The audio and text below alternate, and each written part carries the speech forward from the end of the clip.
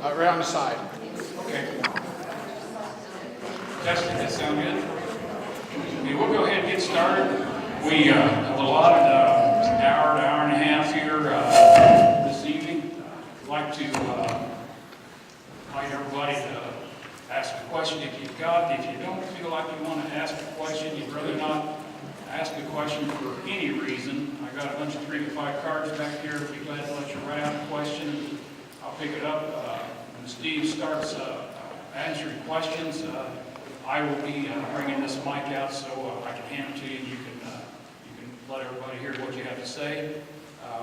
I'm Greg Valentine, your township trustee. I appreciate you all coming out. This is Steve Bushman. He's a good guy. He's got a Purdue degree and an IU degree. So you can't talk basketball tonight. That's no. If anyone has to leave, there's an emergency or anything, there are exit doors on the side. You can get out the same door you came in back there. I would like to let you know we're here to discuss possible actions or options, I guess I should say, if this annexation takes place that down in Ingalls is kicking around. And most of you know they've got a meeting there tonight too. I think a lot of you sent your spouse down there and so they can hear what folks got to say. I just left my Township Advisory Board about an hour ago with finishing up our budget hearing for the 2015 year. Our big concern is if you all want annexed, that's your business. We're going to back you. If you don't, we're going to back you. But our thing is right now we pay Pell and Fortville to cover this whole 24 square miles minus what Ingalls has annexed or in their town over the years. So about 22 square miles I'm responsible for as your township trustee. In the 16 years I've paid Pelton, LaPel, and Vernon Township. You guys have Vernon Township, and the main reason we want Vernon Township is because they provide ALS. Can't take anything away from the EMT. They've got some great ones. They've got some real good young EMTs in Ingalls, but they have no paramedics. So when Seals Ambulance rolls in here, with or without Vernon Township Fire Department, there's a word on the side that I like to see, paramedics on board. It might be one EMT and a paramedic, but you got a paramedic. Pelton has either 14 or 15 paramedics. LaPel has, I think, 4 now. So pretty well you're covered with a medic. One of my concerns to the Ingalls Fire Department and the town council is if this annexation would happen, if this would take place, if you end up getting this into the town of Ingalls, their EMS people work for the street department. They could easily be in a manhole right over here on 800 and get a call for an ambulance. You know, they got to secure the hall, park the Bobcat, run back there, get the ambulance, and run out here. And their answer to this, their reply is, it's only 3 minutes to Saxony. I know it's 3 minutes to Saxony, but it's 5.5 miles times 2 to get back out here. So that's our big thing. And I brought in Steve. He's been our township attorney for a while. He's very well versed on remonstrances and fighting them, and I'll let him tell you about his notches he's got. He's gun belt there because he's won several sizable remonstrances. One of the most recent is the town of Fortville. They've been fighting for a year and a half, it seems like, and they downsized the area they wanted to annex and ended up getting down to what, 600 acres, and he won that. He won that a couple weeks ago. But Steve's been in business 38 years, been out of school 38 years. He's got 40 now. But one of the claims to fame that he has, he's worked with Indiana State Troopers, State Police a lot. He was Trooper of the Year. Well, Honorary Trooper of the Year. I don't know if he's still got a plain brown rack where he drives or not, but welcome Steve Bushman, if you would. And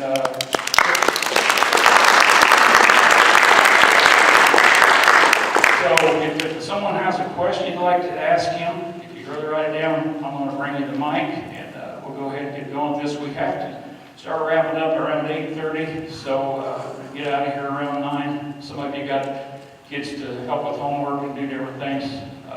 Thank you again for coming out. The sheet at the back is just information purposes only. If we get into this argument in this fuss with Ingalls, we've got your email and your phone number, and we'll keep you in the loop.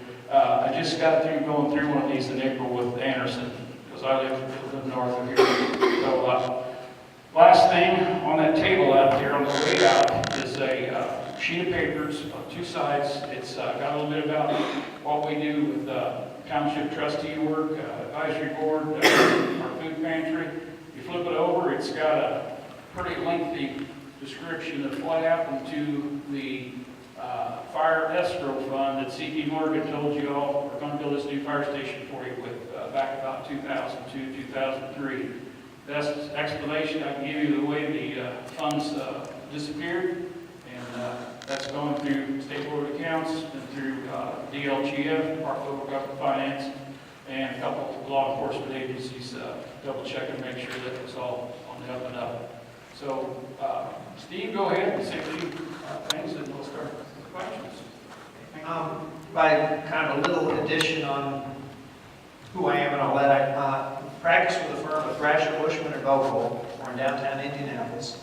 Last week was my 40th anniversary in the practice of law.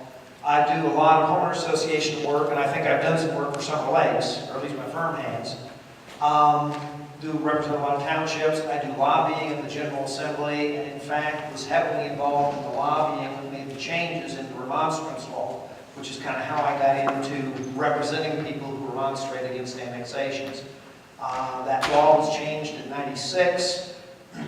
Probably took my first case in about 2000. I've been representing only remonstrators. I've never represented a city in an annexation. I never will. I only represent remonstrators. I should mention to you that there is an interim study committee. The interim study committee on government has been studying annexation. They've had 2 hearings. They did ask me to come in, and I testified on kind of the case law and what's going on from a remonstrator litigator standpoint. On the 22nd, they are holding a meeting where they will be adopting their recommendations. I believe that one of the recommendations is going to end involuntary annexations in some form or another.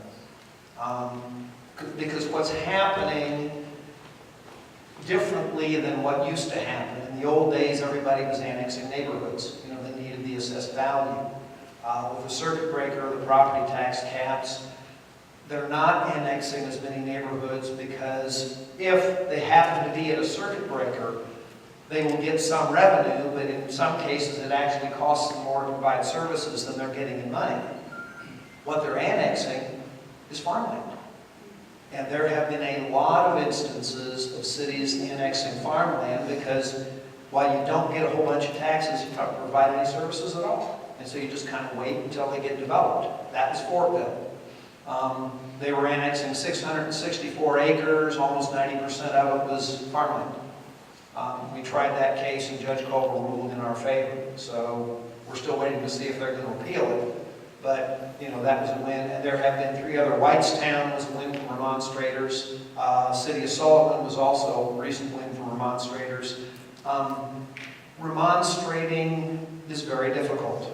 The law, despite what the General Assembly passed, the courts have interpreted it, and quite frankly, it's kind of biased against remonstrators.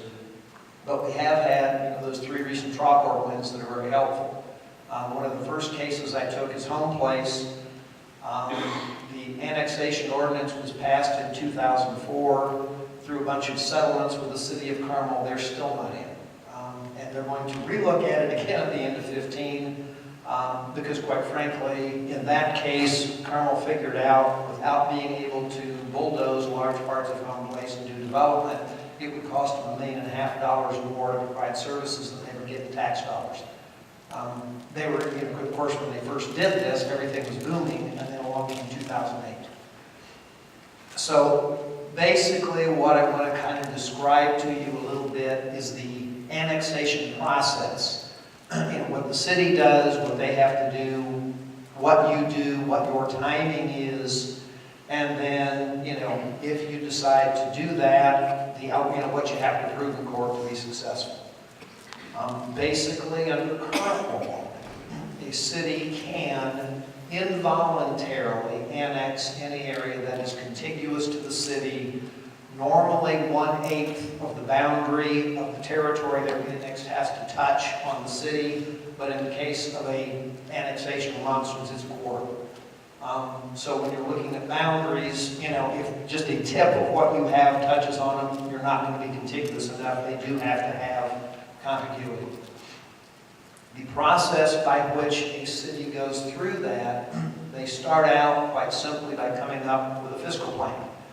And that is, it's required by statute, and that is a plan where they will show you, normally the plans I've seen run out about 4 years, and they have to delineate the services they're going to give you, how they're going to provide them, the financing to provide them, and the tax impact on you. The statute requires that when a city annexes, or a municipality, because it could be a town too, annexes territory, they have to provide what I call operational services, police, fire, that kind of stuff, at exactly the same level as the people that are in the current city within 1 year of the date the annexation takes effect. And they have to provide capital services, that's road construction, sewer, depending on how they provide it, street lighting, depending on how they provide it, things like that, within 3 years after the annexation takes place.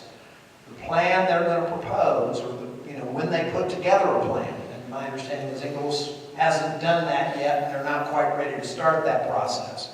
But when they put that together, that has to delineate, for example, we're bringing in Summerlake that has, 800 homes? We're going to, in order to provide police service, we're going to have to hire 3 new policemen. We're going to have to get 3 new police cars. Here is the cost of all those things. We're going to have to hire 2 new firefighters. We're going to have to hire 3 guys that do trash collection with trash trucks. We're going to have to get another, if we're going to do snow removal, we may need another snowplow. They have to delineate all that. They have to delineate, is their planning department big enough to handle you? Because now, you're going to go to them for code enforcement and things like that. So they may need people there. The plan will spell all of that out. And it has to say, here's what we have to do to provide them services. And then here is the revenues we're going to get when they start paying Ingalls property taxes. I made the comment, I was talking to a couple of you earlier because I don't know where you are, and we'll look and figure it out. There is, many of you may be aware of a thing called the circuit breaker. It was an amendment to the Indiana Constitution that took like 2 or 3 years ago. One of the elements of it, the one that really affects you, is the provision said that no homestead owner, in other words, it is your home and you live there, and it is your principal place of residence, no homestead in the state of Indiana can pay more than 1% of the gross assessed value in property taxes. I don't know if you're there or not. If Ingalls is saying you're going to pay more taxes, you probably aren't. On the other hand, if you are there, it kind of impacts remonstrance, but basically what happens, let's say you have a $100,000 home. 1% is $1,000. So if you have if your home is assessed at $100,000 and your property tax bill is less than $1,000, you're not at the cap yet. Now there are all kinds of other breaks you get there, but that's what the circuit breaker says. So if you're paying $750 on a $100,000 home, you're not there. On the other hand, if you're on a $100,000 home, you're paying $1,000, you're at the circuit breaker. What would happen in that case? Let's say if you are there and they annex you, they are going to impose city taxes, and you will pay them.